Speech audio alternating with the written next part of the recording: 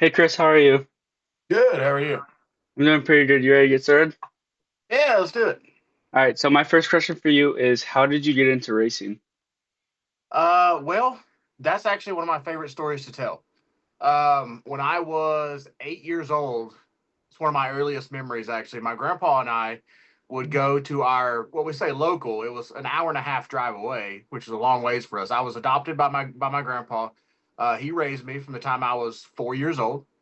Okay. But we would go to our local dirt track and watch the races on Saturday night, and then we would watch NASCAR on Sunday. And I remember being 8 years old, and it was hilarious. His favorite cartoon character was like Yosemite Sam, the guy with the mustache and Yep. cowboy hat and all that. So he had this big bushy mustache that he never combed, and he smoked. So it was kind of yellow. He was old school guy, super old school. And he looked at me, or I looked at him, and we were in the grandstands. And I told him, I was like, you know what? I know we don't have a lot of money, but one day I'm gonna do that. Like I don't know how, but one day I'm gonna do that. And he looked at me, and of course he smiled. I said, "Well, okay, you better get a good job." so, so I grew up, played college football, played high school football, college football. Okay. Knee injuries, sidelined all that. Um, just like everyone else in East Texas and everywhere else, I ended up in the oil field. And a few years after that, I got a decent amount of money together, and I was like, you know what? I'm making pretty good money now. I'm going to try this racing thing out. And I went and bought my first race car, and ended up second, I think, in points at my local track here in Oklahoma after I'd moved here, and it was just kind of on from there. I mean, in 2022, I missed 2 months of the season and ended up 13th in the nation in my class. So that was 3 years after I had first started racing. So that's I figured I That's was like, okay, might be able to do this. Where'd you play college football at? East Texas Baptist University. Kind of transferred around quite a bit. I was at Stephen F. Austin State University in Nacogdoches, Texas, for a year. Okay. But when I played football, it was at East Texas Baptist, a little D3 college. I played in high school. I went to a 1A school. My graduating class was one of the biggest graduating classes the school had in like the last 10 or 15 years, and we had 28. Really? So little bitty school, football school entirely. But yeah, we played a lot of sports. I was a lot lighter then. I was about 185 then. I think my legs weigh more than that now. What position did you play? I was a defensive end in high school, and then when I went to college, they transferred me to fullback because I was 5'10", 185. And they said, you're not going to play DN here. So they moved me to fullback. Okay. So my next question for you is how did you get in touch with Alex Club and Club Racing? Another cool story. I went to Bristol one year, and I was like, you know what? This worked for Carl Edwards, so I'm going to try it. So I went to Bristol one year, and I literally just walked around the pits and watched the races and handed out business cards. I gave Really? one to Wayne Peterson. I was there talking with Mark Noble with Man Motorsports. I talked to Alex a little bit. Um, I'd been familiar with him through Josh White, who the year previous had driven his car at Charlotte. So I'd known of Alex, and we started talking. And I did a lot of live streams on TikTok and things at the time. Hmm. And I brought Alex in just to kind of chit chat one day, and we really hit it off and realized he's a blue collar guy. I'm a blue collar guy, and we're basically the same person, just born in different parts of America. And we really hit it off, and just kind of went from there. Okay. So speaking of your TikTok, so you're on TikTok. It's at Golden Racing 19 for everybody watching. You post clips of iRacing. What's that for? So I post lots and lots of iRacing stuff. I run a couple leagues in iRacing, Okay. one on dirt and one on asphalt. I also have a setup shop that I've created on iRacing. Originally, I started playing it. Actually, let's go back to the beginning. Originally, I all I did was make fun of people who played iRacing because being a race car driver, I was like, oh, that's not real, blah blah blah. And now that I do it, I'm like, dude, this is a lot of fun. Yeah. So I'm kind of eating crow every time I do it, and I'm like, now that I'm finally doing it, I'm kind of like, this is my entire personality now. This is great. This is a lot of fun, and it's so much cheaper. But I really enjoy it. I really appreciate the guys that race in my league, and the people who help me maintain everything and all of our sponsors, because we do have a lot of sponsors that handle our broadcasts and pay the broadcasters and announcers, and we have fairly large productions that we put on. We're averaging 35 to 40 cars on the asphalt side and about 25 on the dirt side per race, and we've only been in existence about 20 to 30 weeks now. Okay. So climbing pretty well, but it's a lot of fun. I like to take care of my guys, like to give them highlight videos. That's the main reason I do a lot of the stuff on TikTok. I post on TikTok, YouTube, Facebook. I want to help those guys get a little bit of promotion, because for a lot of those guys, I mean, if we're being honest, they're never going to be in a real race car. That's all they got, and I want to be able to give them as much as I can to show that I appreciate what they're doing. Okay. What is your favorite track that you have raced at? Um, well, that's kind of a loaded question. Let me answer that with a question, if I may. Okay. My favorite track or my best track, because those are two completely different things. Let's do both. Both. Okay, so my favorite track, are we talking Arca or are we talking dirt? All of it. All of it. All of the above. So if we combine both, my favorite track in existence is Rocket Raceway Park in Petty, Texas. It's just outside of Okay. Paris, Texas, in Northeast Texas. It is my favorite track. It is above all else my favorite. It's I mean, obviously, we can't put Daytona in there. Daytona doesn't compare to anything. So it's not even fair to mention Daytona. But Yeah. outside of Daytona, definitely Rocket Raceway Park. I love how they run things there. I love the racing surface. I've always had great racing there. The level of competition is through the roof when I race there. But definitely my favorite track. The track that I am best at, honestly, even including dirt racing, probably Berlin Raceway in Marne, Michigan. Okay. Because in the Arca Art Series, I'm probably better there than I ever was in a dirt modified or anywhere else. Just for the sheer fact that it's so technical, everything kind of slows down when you're there. It really fits how I drive, how I think, and I really love. It's weird because I have more fans in Michigan than I have in Oklahoma, and I live in Oklahoma. So it's almost like I'm going home when I go to Michigan. I've never even lived there, but I love Berlin Raceway. It's definitely my best track, but Rocket Raceway Park is definitely my favorite. Okay. Is there someone throughout your career that you look up to as like a mentor type? Um, Honestly, I'm gonna be kind of transparent here. There probably should be, um, but really, I've always kind of been just a one man show. I mean, when I go Hmm. to the racetrack, I go to the track by myself. Um, I don't have crew members. I mean, I will this next season with the dirt late model. We'll have a couple guys. I'll be traveling with some guys from Howard Motorsports. We'll be working together. But other than those guys that have kind of been my racing family since I started, I actually purchased my first car from them. I've really just kind of leaned more on myself and my own understanding more than anything else. I mean, I get pointers from them all the time, obviously, but I try to not compare myself to anybody else. I always, for lack of a better term, I guess, the best way to describe it is I watch lots and lots of video of myself racing Okay. because I always, whether I had a great night or a terrible night, I want to be able to watch it and learn from it. So I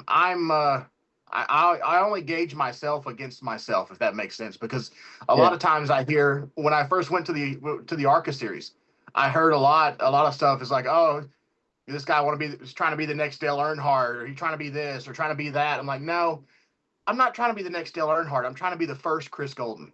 Hmm. So Okay. yeah, this is I kind of gauge myself against myself. Okay. So I know that we talked about this earlier, but what caused you to DNF in all of your ARCA starts? Okay, so most of them were designed starting parks with Club Racing Inc. to test equipment.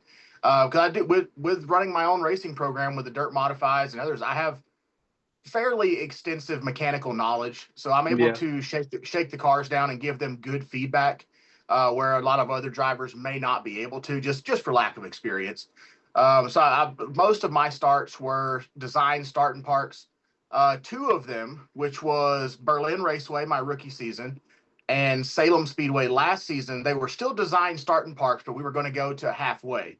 Okay. Just to, we were so we were going to go further, but we did have mechanical issues there. We were trying to work out. With Berlin, it was a rev limiter issue, and with Salem this last season, it was a belt issue. I'll be honest, I was fat and my gut was hitting the belt against the steering wheel, and it kept undoing itself. Not even gonna lie. So I've lost like 30 pounds in the off season here. So we're good there. That will not happen again. But that was a me error. Berlin Raceway last season was going to be my first full length race, and we noticed like, when I pulled in for the first stage break, we pulled into the pits and we changed the tires. And when I pulled out, I hear on the radio, "Hey, we have an oil leak. You have to come back in." And I pulled back in. We opened the trunk, and we had oil pouring out of the overflow, which had essentially siphoned because I had spun earlier in the run, Yeah. and that spun had stalled the engine. When it stalled, it had gravity fed out the overflow and just continually dumping all of the oil into the trunk of the car. So the trunk was full of oil.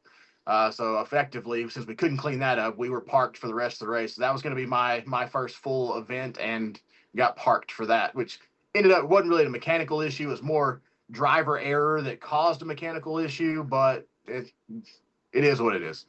Okay. lack of experience. What is your favorite car that you have raced in? Um, I really liked the car that I ran at Salem last year, which was the newer car. I was the second person to ever drive it for Okay. Alex. It was the same car that Josh White had drove at Bristol, and I had jumped in, was going to drive it to halfway at Salem, and before we had the belt issues. Yeah. It was so smooth. It was so comfortable. The bigger cockpit, it was a newer style chassis. There's so much more room for a bigger guy like myself.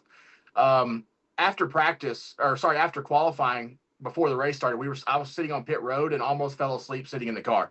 Like I'm just leaned over on the side of the car and almost fell asleep. I was that comfortable in the car. It wasn't too hot, it wasn't too cold. Like the car was regulating heat very, very well, which is something at Berlin we struggled with. I wasn't used to the heat essentially at Berlin Raceway, and it was Hmm. very, very hot in the car compared to what I was used to. But this car at Salem was so much more comfortable, so much more.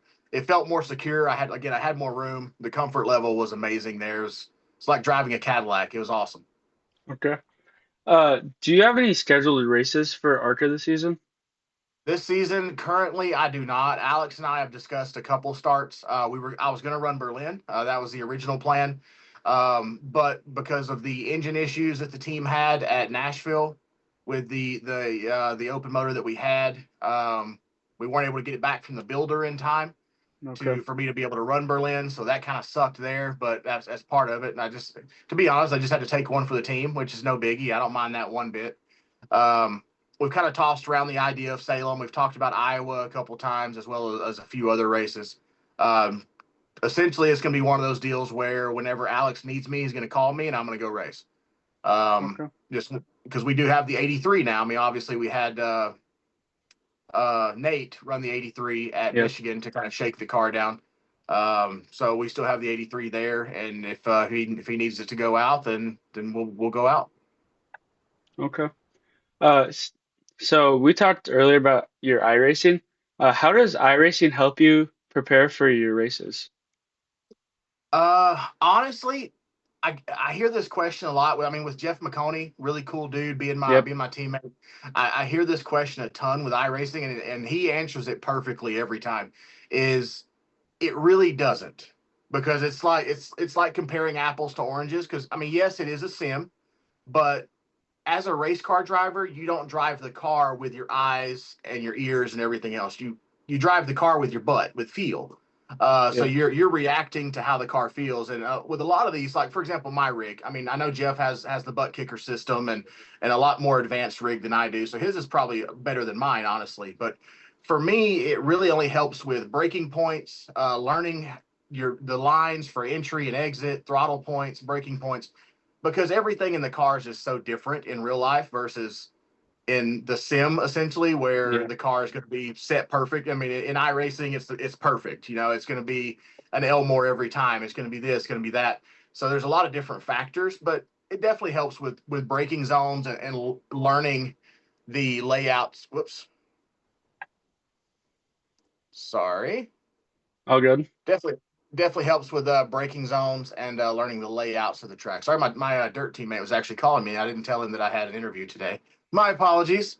So he'll be All mad. He was good. like, "Hey, I'll get one of those. Hey, why'd you give me the FU button?" I was like, "Well, because that's kind of what I was saying for the minute." So, how often would you say that you are on iRacing? Daily. Yeah, within the especially since I've started running the league and the setup shop, I am on iRacing about an hour to 2 hours a day. I'll take 1 to 2 days off a week usually if I'm lucky. Um, but I'm very ingrained with a lot of different leagues. On Sundays, I do race control for one league. On Mondays, I work on setups for some of my customers. Tuesdays, I announce for a league. Okay. Wednesdays and Thursdays is when my league races. Fridays I race in someone else's league, and then Saturdays I build setups as well. So I'm pretty ingrained with iRacing since I'm not running anything currently in real life. Yeah. One it keeps my shoulders and arms more fresh, I guess you could say, because I run 100% force feedback. I max out the force feedback on my wheel, and I'll run endurance dirt races. I'll race dirt for about 4 hours nonstop. So my wheel actually overheats before I do at this point, but um, I pretty much just run it as long as I can, just to keep my upper body, shoulders, arms, Hmm. forearms, elbows, all in shape, and as well as building setups for our customers because it does help supplement a little bit with my real life racing to have the iRacing income coming in through sponsors and the setup shop as well. Your league is called Golden Racing League, right? It is. Do you have a official website for that? The website we do not. As of right now, we're still running everything through Discord. Okay. Um, very soon we will have a website. I know one of our sister leagues at Four Wide Motorsports recently got their website set up. Um, I'm going to be transitioning my one of my websites over to be our racing website. I mean, all of our stats and everything, of course, are on Sim Racer Hub like everyone else uses. But as far as the actual league, we don't have a site set up yet, but I do have someone working on it currently. Of Okay. course, we have all of our champions in the league as well. They have merchandise at 213 Simware. So all of our champions every year they get their own little graphic tees and things of that nature, trophies, and sometimes we have a little extra sponsorship. We'll throw some cash out there too for them. Okay. So what is your favorite part about being a racer? Uh, it's weird because a lot of people always say is like, oh, the driving the car. I love driving the car. And I really do. I love driving a race car. I love being a race car driver. I love that I can be in the car and everything else just melts away because you have to focus on what you're doing, or I mean, for lack of a better term, you're gonna die. So you have to kind of focus. But not only that, it was like as far as outside the car stuff, this right here, man, like being able to talk to people, share my story, talk about my grandpa and my history and where I come from. That is what I love. Meeting people, like the excitement on a little kid's face. Where, let's be honest, the kid has no clue who you are, none whatsoever. All they know is race car driver, and they are the most excited person on the planet at that time. That's what I love about doing this. Is driving the car is great. Driving the car is the selfish part. I love being able to interact with people and being that reason and being that memory for people. Where, like, Hmm. because I mean, I've seen it on TikTok. I'm sure you've seen it. One day we're just going to be a memory, and it's up to us to make sure that it's a good one.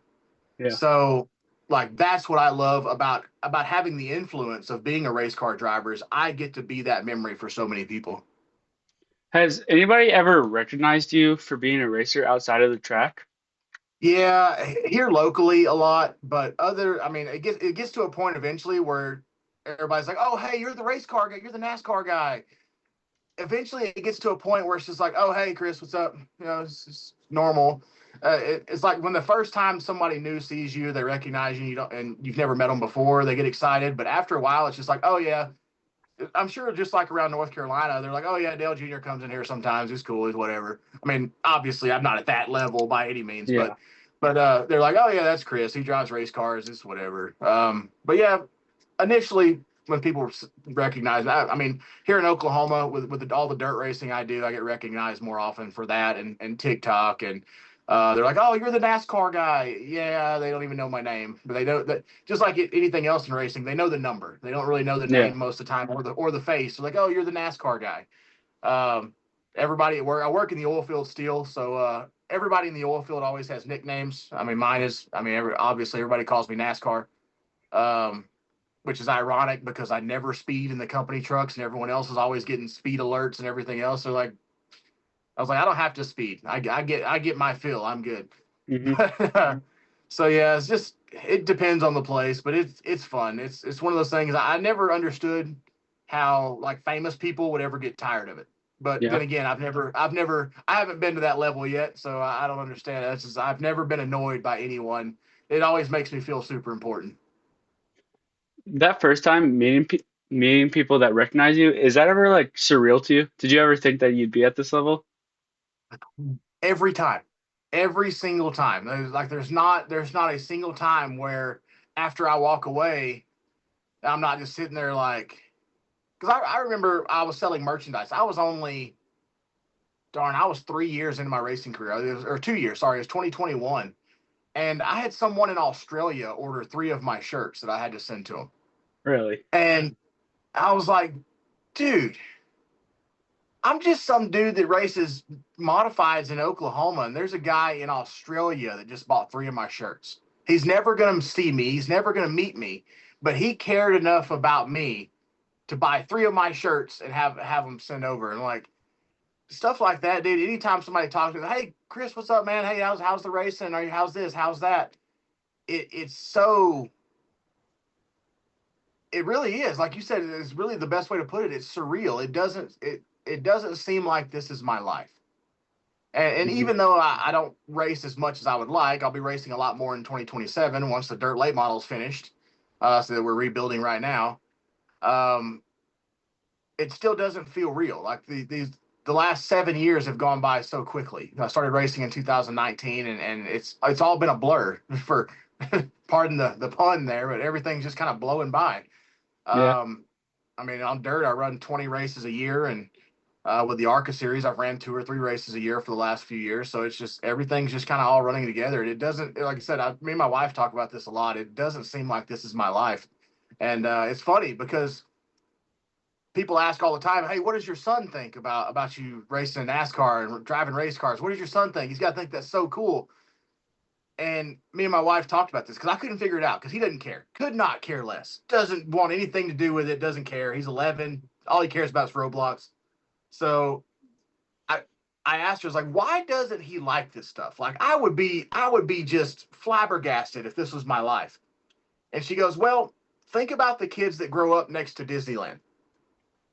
Like if they got Okay. Disneyland right in their backyard, it's just their backyard. It's like to him, it's not special. It's like, oh, dad just races in NASCAR. It's just part of my life. It's not special like it is to everybody else because it's just there. It's like Hmm. living next to Disney World. You don't really recognize what you have because it's always been there. So I was like, wow, that's a cool way to put that. Thank you. I feel way better now about my son not caring about what I do. But but yeah, it's really surreal. It really is. That's a very very long answer to your question, but I kind of went on a tangent there. But that's dude, that question, I always love that question because it makes me really reflect on why I do this. So my last question for you is, what advice would you give to someone trying to get into racing? Best advice I can give is don't take advice from people who have never been where you want to go. Okay. Because if I had listened to all the people that I raced dirt track with, I never would have made a single Arca Menard series start. Um, they said, "Oh, you have to do this, you have to do this, you have to do this," and I'm like, "Wow, that seems really impossible." And then I asked people who were in Arca, they're like, "Oh no, all you have to do is this." So everyone always has an opinion about something, and Hmm. 90% of them don't know what they're talking about. So the best advice I could give anybody is never take advice from anyone who has never been where you want to go. Um, that's the best advice I can give because the old expression that misery loves company, unfortunately for human beings, there's a lot of truth in that. If there's a lot of people out there that don't want to see anyone besides them succeed, Hmm. and it makes them feel bad seeing other people succeed. So it's one of those things you have to follow your own path. If it's something that you want to do, go for it. But make sure you have a plan first. Okay. Um, Failing to plan is planning to fail. So plan ahead, have a course of action, stick to it, and roll through it. That's the best advice I can give. Well, thank you for doing this, Chris. Oh man, it was my pleasure. Thank you so much for asking me, dude. I got so pumped when you asked because I'll be honest, I haven't done an interview in a while, and dude, I was so excited. I really appreciate you, man. I'll keep you posted if I have anything else that I need. For sure, buddy. I do have just throwing this out. I've got a hero card for you too. So Really? just shoot me your address, and I'll get it sent out for you. This is one from last year from Berlin. I've got a couple extras of, and I've got some here that I printed. Honestly, this one was messed up, but some that I printed for Berlin this year that didn't even go into circulation, that no one on planet Earth has. So I'll send you one of those too. Well, thank you. You bet, buddy. Thank you so